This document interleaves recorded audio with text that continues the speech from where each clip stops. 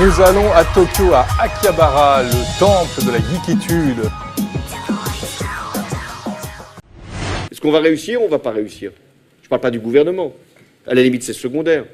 C'est le pays. Est-ce qu'on va être capable de nous sortir de la crise?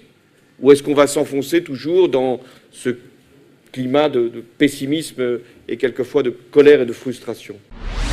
Comme tous les passionnés de football, j'ai beaucoup d'admiration pour Zlatan Ibrahimovic, mais pas jusqu'à lui laisser la désignation des arbitres. C'était un homme de génie et qui avait une façon d'être extrêmement singulière, c'est-à-dire qu'il ne ressemblait qu'à lui. Alors c'est difficile à dire, mais c'était quelqu'un qui avait, oui, beaucoup de... Enfin, qui mettait en scène avec tout son être, quoi.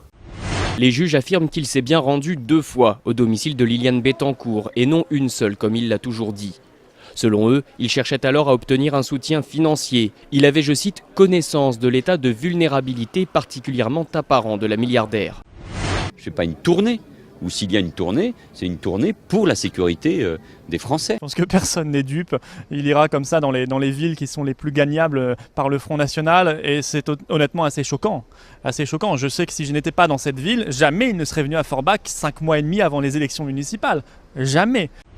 Le gouvernement ne prendra pas pour argent comptant ce qui a été dit par le président du groupe. Il souhaite que la stratégie soit clarifiée. La menace de grève de l'impôt, qui est quand même l'arme ultime de répression patronale, j'ai envie de dire. Là, on est peut-être uniquement dans l'agit-prop. Il faut juste se rappeler d'un petit événement en 1953. Il y a une vraie révolte musclée contre le contrôle fiscal dont est victime un papetier dans un village du Lot qui s'appelle Saint-Serais.